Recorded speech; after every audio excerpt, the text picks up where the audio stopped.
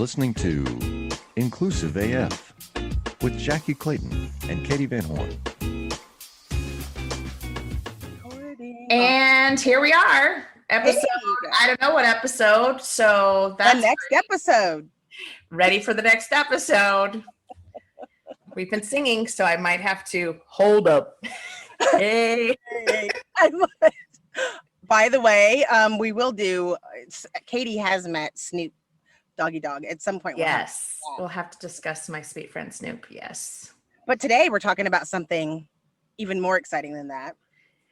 First off, though, welcome to the Inclusive AF podcast. I'm Katee Van Horn. And I'm Jackye Clayton. Welcome. Welcome. Thanks for coming in. Thanks for stopping by. So, are you an Oreo cookie eater?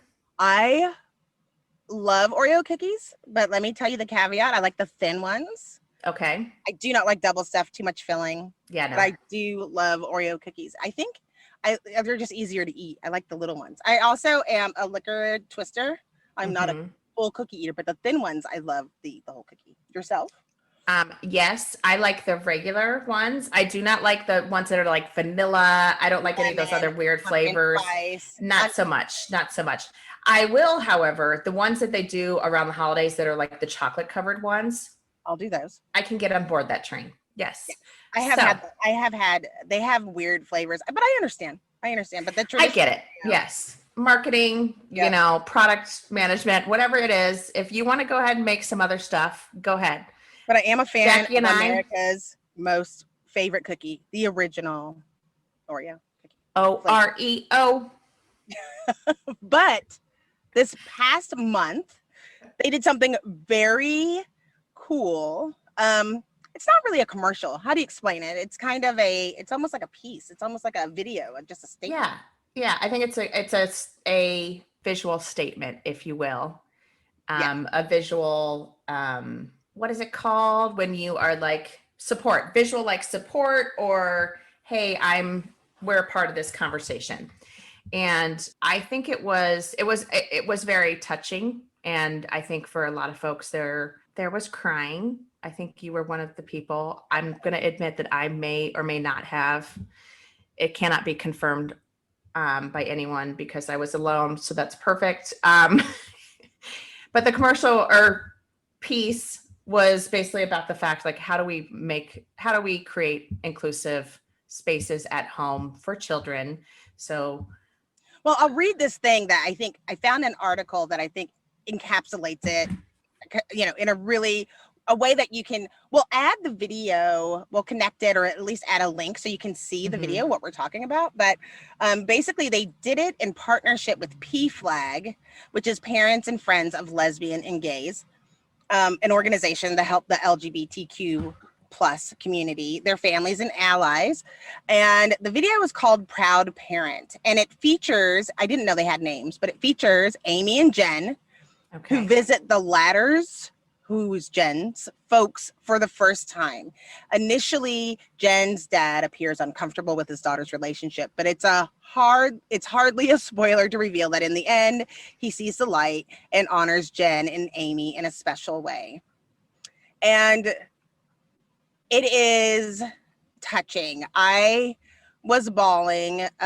Me and my daughter grabbed the Oreos out of the pantry, even though we knew they were stale, and we took one bite and away. But we were hugging and bawling. And then I watched it with my husband. We were bawling and crying. And I think, P.S., she was the product of an interracial relationship. There was also the scene where her brother comes home, or sister, I don't know, with their family. They were more accepted than the gay couple. It was a lot in that commercial. Yeah. Well, I mean, even just, they're unpacking the car and the neighbors looking over in kind of a judgmental way. But that, the end kind of scene where he has painted the rainbow flag on their, white picket fence, literally white picket fence.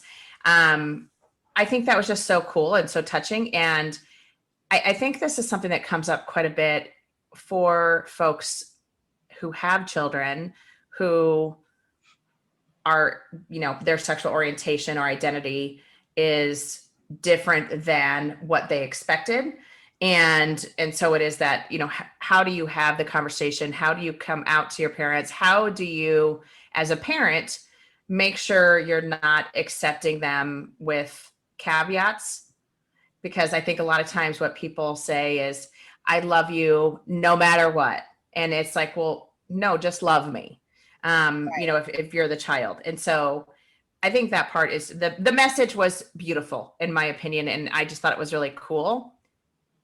However, I think there's been some backlash from different groups, and there's some questioning of whether this was kind of a performative act by Oreo to kind of jump on a bandwagon of some sort. They've had parents or mom groups that have boycotted. There's all kinds of things from kind of every different side. And so I think we just want to talk about that a little bit and kind of talk about that performative allyship, performative support, whatever you want to call it, and how that impacts brands. But then also, the other comment that I've heard is kind of, it's too little too late. And I don't accept that, because I think It's never too late. come to the party whenever, and we will welcome you, because we want this acceptance. We want this openness. So I will say something. For me, the irony, and I did not introduce myself. Hey, we have to start doing this, Katee, on every episode. Like, I'm Jackye. I'm a Black woman. I have no hair. I'm really cute. 47 years old with cute glasses, for those that may not be able to see us. Because we talk about things like everybody knows that I'm Black and that my husband's white and that I have kids, and we forget about those things. But for me, it was not performative, in that was like it felt like my whole life right there. I do have a daughter who is in a relationship with a woman. I'm not going to classify it and say she is or they are.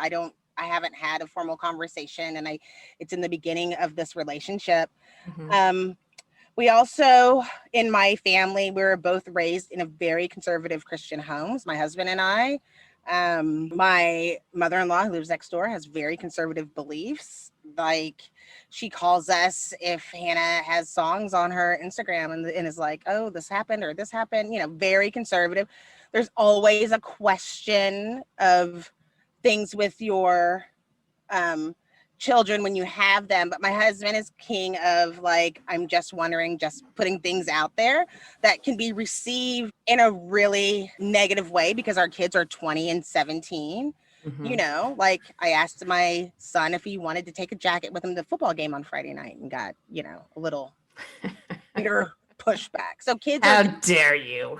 Right, like, get a sweatshirt. He doesn't sound like that at all, by the way. But, No. And so when I looked at it, it didn't feel performative. It felt like my life. It felt like my life. Right. I could feel me trying to be warming and welcoming, and my husband being warm and welcoming in his own way, but not when things are difficult. It is hard for him to give to those things, and so it was hard. I mean, there's other parts in it that the things that stood out to me personally, let me just say that really quick. So the things that stood out for me personally about this ad was that it's obviously something that she was concerned about when she was just getting into the car and going there. She was concerned about it. But she still went on with her life, which I thought was interesting in the video. And the only thing that made me upset personally, because I'm a marketer's dream, like, I fall for all of it, is when they showed them as children and her playing with her dad eating Oreo cookies, is when I lost it. I was like, oh my God, we did that with our own child. And I think there is something that if you didn't have a child that was in a same-sex relationship and you come from an interracial relationship with, like, freaking racist conservative neighbors, maybe it felt a little over the top. But for me, it felt like that could have been yesterday. That could be Thanksgiving this year. Right. P.S. We don't have a fence. He's not painting any fences. But I could also... Your husband is at Home Depot right now getting paint. wobbly. One day I will have to invite him onto the show because just become friends with me on Facebook. It'll all be Yes. then. But what stood out to you? Was there anything? Did you feel any kind of way? I mean, like you're kind of coming from the opposite end of the spectrum. Yeah. You know, you're white without having children, fan of the Oreo, but not dealing with those same things that stand out. Like what stood out to you as someone with a clearer frame of reference? No, so obviously, yes, you're coming from a little bit more of a subjective because you're living it. That's right. For me, it actually was that same scene of seeing the dad and the young girl, and that was more because my dad passed away, and so like anytime a commercial goes there, I'm a train wreck. Right. So, but you still have those moments, right? Like you absolutely, can remember. Yes. And also like the growing up and it wasn't the acceptance of a same-sex relationship. It was just an acceptance from my dad. And that meant everything. And it was like the worst thing that he could ever say wasn't like, hey, you did that and you did wrong. It was, I'm disappointed in you. Mm-hmm. And so that was like the tone that also came across for me was like she felt like, am I disappointing my dad by being in this relationship? And then for him to be like, no, you're awesome. And I adore you just as you are. Like it was beautiful. And we need to stop talking about it. You're going, I know. I feel like, right. I think it talks a lot about meeting people where they are. Yes. Because I've always talked about people coming out, the people that I've met in my life had some type of turning point moment where they knew about their sexuality, usually somewhere between like 2 and 6, where they just knew something happened between preschool and first grade where they knew and started you see more currently you see more people talking about it, being open about it and being nurtured and embraced. But back in the day, they didn't just acknowledge, they also knew they felt like it was wrong. Most people thought that it was wrong. So they've been struggling with this thing for 20 years, and then they tell their parents. Right. Hey, it's Bob Pulver, host of You Podcast. Human-centric AI, AI-driven transformation, hiring for skills and potential, dynamic workforce ecosystems, responsible innovation. These are some of the themes my expert guests and I chat about, and we certainly geek out on the details. Nothing too technical. I hope you check it out. And they have 20 years to work up to this moment. And I think as a parent, you don't have 20 years. I don't have 20 years of picturing how this moment was going to be. Right. And so from that perspective, it was a little performative. If there's like, I just know that somebody said, we're going to go home for Thanksgiving and hopefully we're going to have this moment. And the dad was like, and just walked off. Like, right. Absolutely. Painting. Yes. There's no cookies involved. There's no hugs involved. There's no welcome to the family involved. Yeah.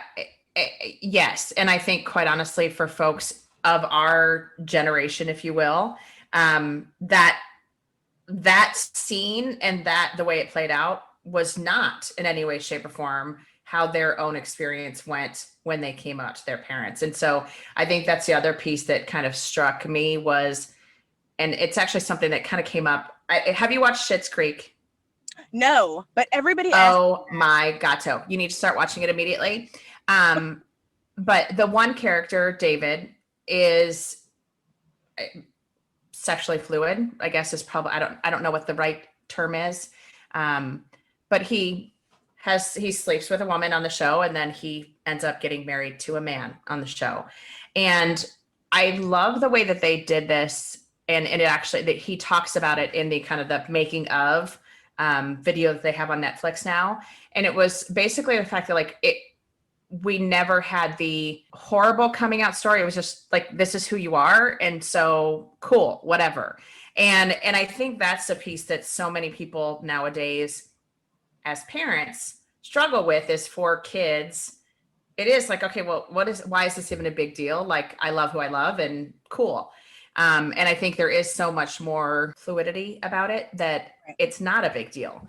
So, but I think, and that's why it's like, I think we need to remember, and we are inclusionary AF, right? So it's like, just remember that there are multiple people in the scenario. And the funny part later, after we were able to spit out the stale cookies and dry our tears, my daughter did bring up, she goes, and the next scene was her mom coming out pissed off because he freaking ruined the fence. Like, where was that scene? Reality bites. Yeah, because I was like, my daughter, we had the moment. She was like, "Oh no. Like, where the HOA comes and gives them a ticket. Right, a fine, right? And then everybody's out like, "Ha! They're all repainting the fence back." Like, so there is that. Come on, give me a break. But the part that was, what was beautiful is seeing that they were able to come together, and it wasn't. He didn't say, "Welcome to the camera" or "Welcome to the family" in those type of words, and the painting wasn't really great. And then he said, "Did I do that right?" Oh my God, I'm gonna cry. So did I do that right meant like he was trying. Yes. This is as good as I can do. Is this right? Because I want to be able to celebrate you, but he didn't have to say, "I fully am down with the pride shirt, marching, doing this whole thing," because he just wasn't there yet. Like, this was the first step. You felt like this was the first step in their relationship. And it reminds me of, it's a difficult balance when you're inclusionary, because we like to say, "Oh, everybody's the same," but then everybody's different. For so long, people tried to put everybody had these assumptions, which goes to the bias. Like, we didn't realize we all have different messages, different journeys, different things that we were raised with. And so when you put all of these people together, you have to take a moment to pause, to say, I love the idea of people saying, "Let's find out."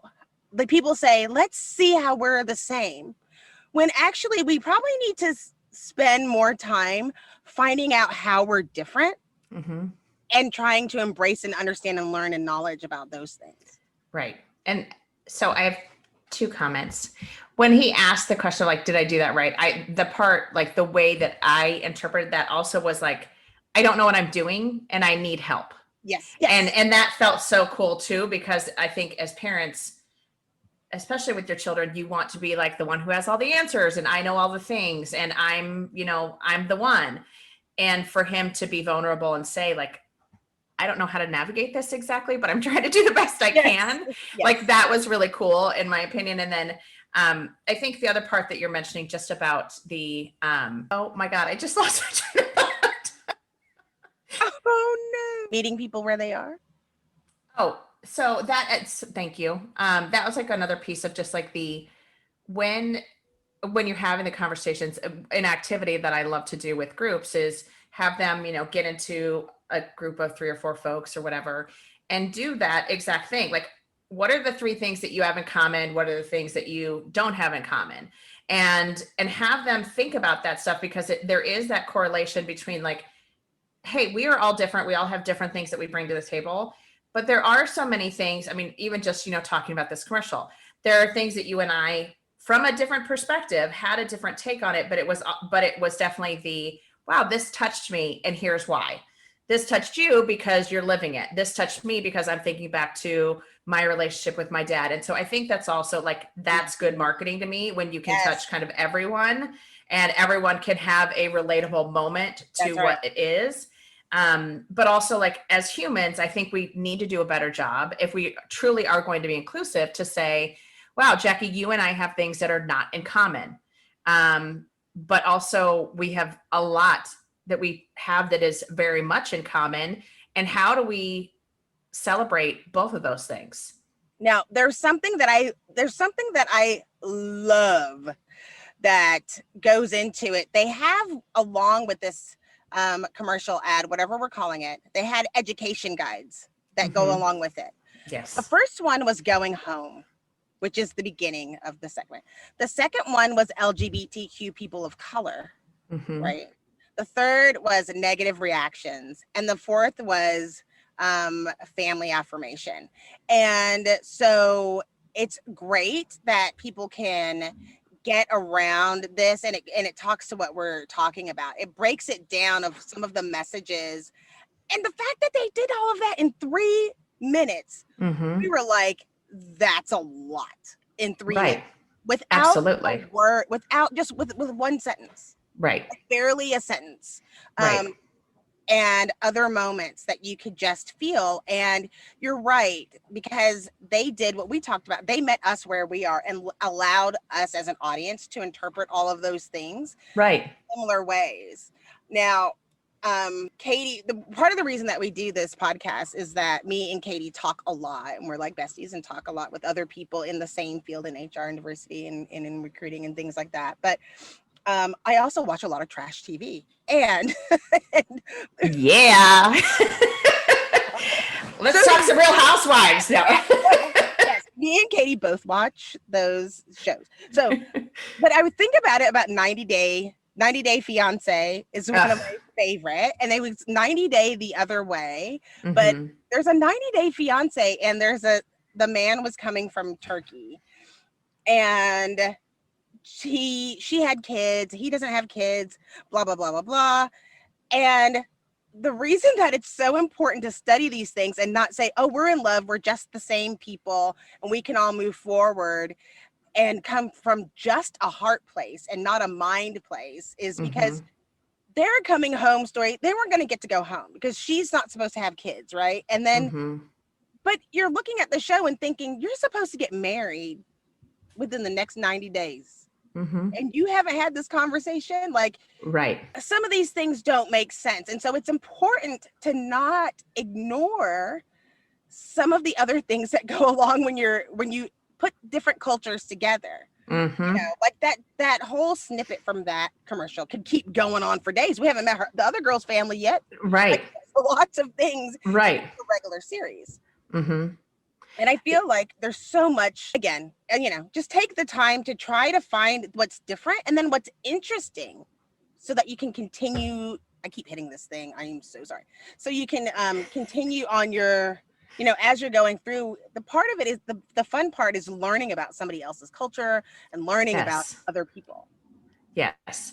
And I mean, I'm a weird travel person. I shouldn't say weird. I love it. I love traveling. I love going to places and learning stories and cultures. And so I recently went to Jordan, not recently because, COVID, but last year went to Egypt and Jordan. And while we were in Jordan, the tour guide was telling us, would tell us these stories that were just absolutely amazing. And also slightly terrifying. And as I think of myself as a US female single, I wouldn't exist there in this form, and not not that that's bad or good. That's how it is. And so one of the things that they talked about, and I think this happens and is kind of the standing joke in when you go to spring break in different countries and you fall in love immediately. And that's, 90 Day Fiance has had a few of those exact, they're on their mission and fell in love, or they're, whatever. And so it's always interesting to me to hear these stories of people that have fallen in love in a week or in a few days or whatever.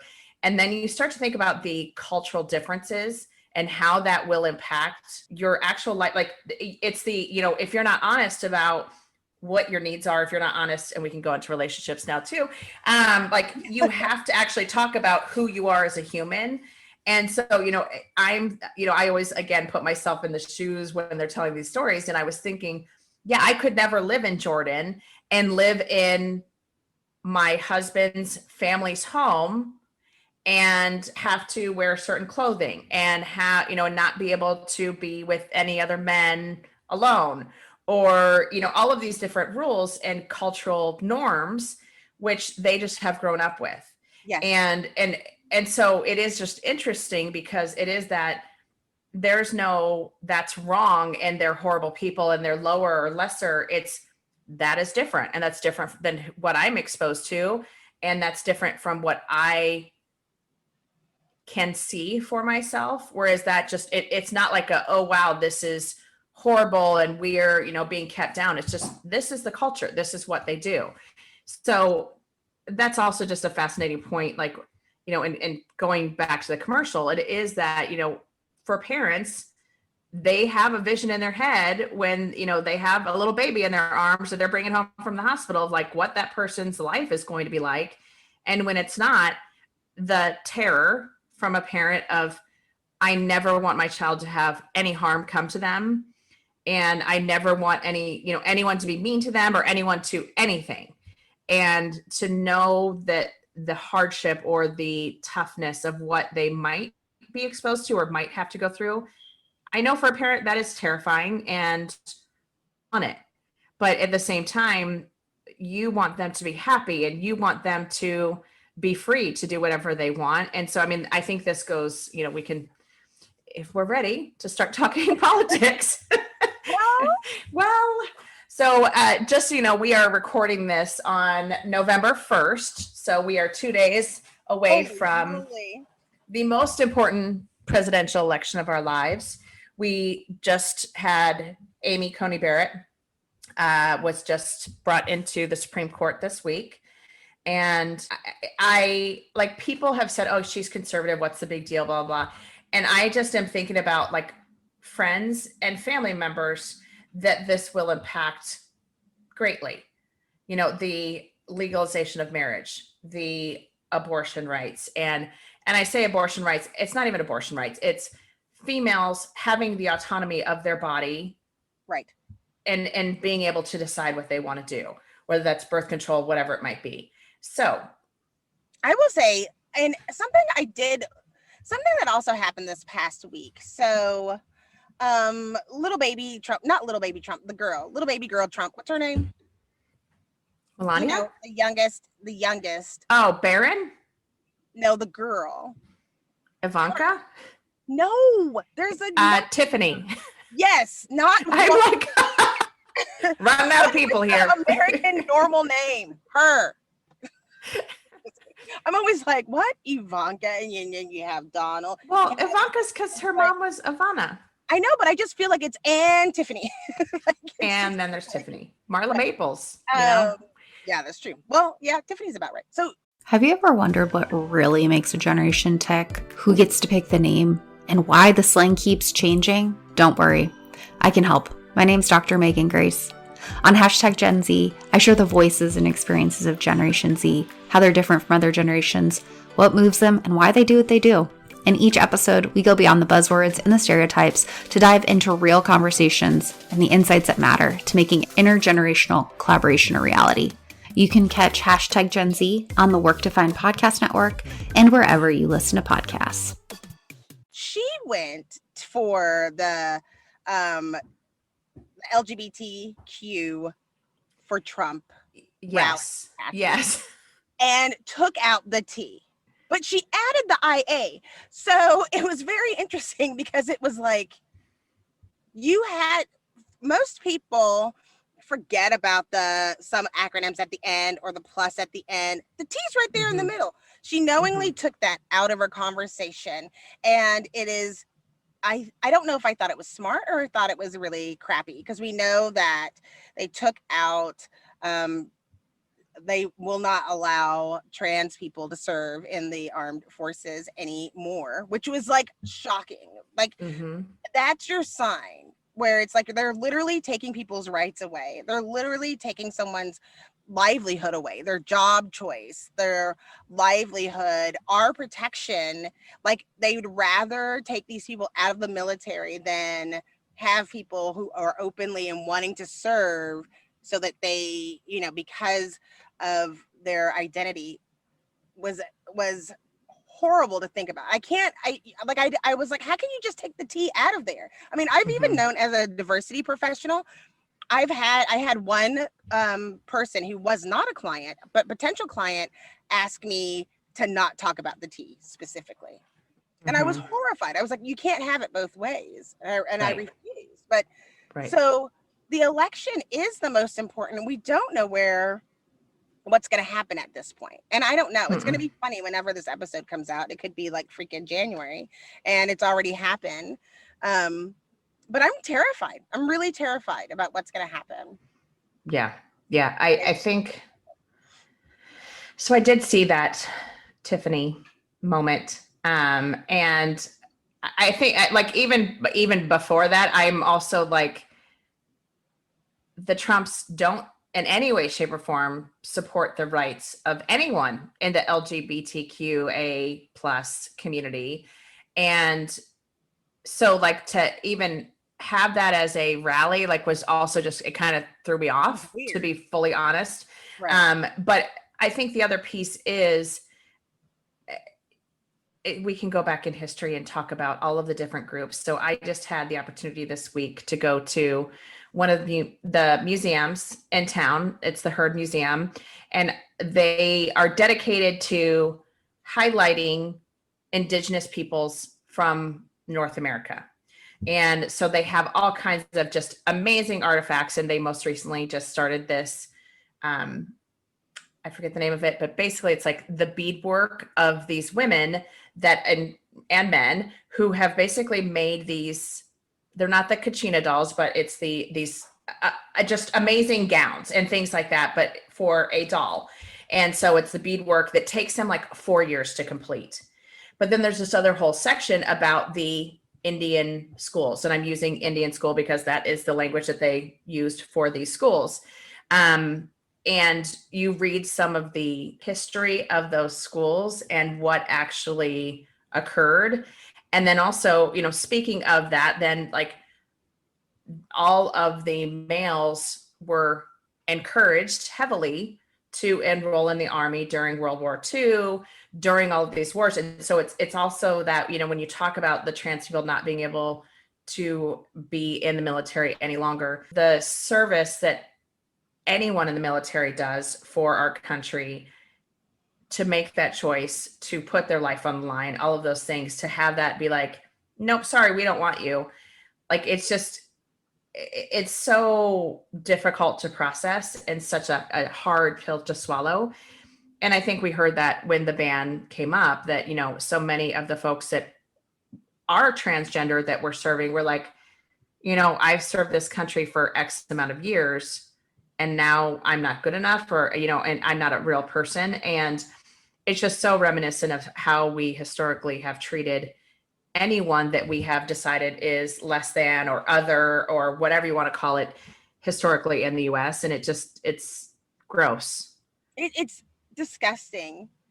But I also think something that is worth mentioning is how we are keep getting, because of how like vicious and blatant the current administration is, it is desensitized us. It is horrific, where because trans people have served, it was always like this don't ask, don't tell kind of situation. And then gays in the military were allowed. And now they said trans people cannot, like, period, done. And we're seeing things where they're taking the rules. I mean, Trump, he hasn't actively supported what he had said, what he was quoted as saying for LGBTQ marriage, people in the like, or for gay marriage specifically, had said, well, it's a law, there's nothing I can do about it. Like, I'm just going to support the law. Like, he didn't say like, are you against it? He's like, well, it's the law, so I'm just going to be able to do it. And that's why it's so scary when you think about the transference, you know, not transference of power, but we'll get to that like next week. But when you see that, you have this over, that was me knocking on wood. Yes. So when we look at how the situation, you know, about the Supreme Court justice of thinking that if you make it a law, all of a sudden it's okay, you know, there's a lot of laws that are just not, that we might need to review. Right. Oh, if you go into any state, like into their actual statutes and laws, you will probably be blown out of the water. I encourage anyone listening to go and do that. Look at what laws are on the books in your state. And I would specifically look at things that, you know, being gay would be one of them. I think it's also like rights of women. If you look at the laws that are still on the books about what women can and cannot do, I mean, in the state of Arizona, and I don't know if this is still true, but I know very recently this was true, that there was like a law on the books that no more than like 2 women could live together. And it was because that would be considered a brothel. And it was like, okay, so like that was a thing. And so I think there's just a lot of outdated laws on the books, but I do agree with you in that like the commentary from administration around, well, it's the law, we're just upholding the law. And it's like, okay, well, sure, but that's not okay. And I mean, and you know, we can apply this to all of the insanity that has happened since 2016 in kind of every facet of our lives. But I agree with you, like it's just not even a big deal. Right. Some of these things anymore that, you know, that he does, like, you know, we just talked about this before we started recording, the convoy of Biden and Harris's convoy getting an escort through Texas by Trump supporters who basically came and front and in back and on either side of their bus hovered, slowed down the convoy. They were terrified. You know, and scaring people and threatening harm, whether you want to admit that they were threatening harm or not. Doing that is a scare tactic, period. Well, I mean, and especially like we have open carry laws. Mm-hmm. Oh, same here. Carry, Yeah. And yeah, we live in 2 of the greatest states in the United States. Anyway, so you know there were guns involved in every one of those trucks that was surrounding that bus. There was a gun. Yeah, there was a gun in every single one. And the gun, like, sure, you're taken aback. When if you're a Texan, you might have gone, oh, y'all are so stupid. But if you're coming and you know, like, that's a threat. That's a terrorist threat. If it was any other place, if you landed in Canada and you were surrounded by people with guns, that would be a war. That would be a war crime. Well, and I think you and I have talked about like in any country. Yeah. In any European country, that would be a declaration, absolutely, of hostile takeover, whatever you want to call it. And then for Trump to go and like tweet it and be like, I love Texas. Yeah, you know what? It makes me want to cuss. And I promised you I wouldn't cuss on this podcast. Said this was good for children, so I'm not going to say it.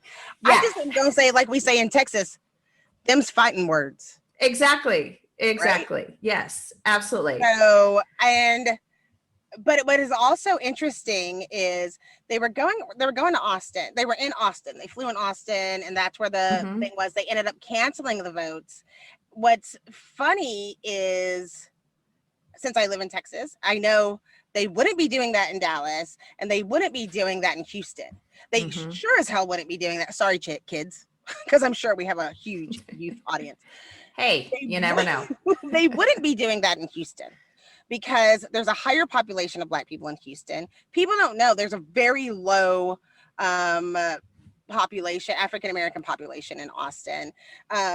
And to threaten that, the problem that I have with it and what makes me so upset is that people don't see that and say, wow, maybe we shouldn't support Trump. Like, maybe that's bad. Like, maybe he's a bad person. Right. And that's why I get afraid of the election. And that's why it's like all of a sudden it was like, oh, that's why we don't say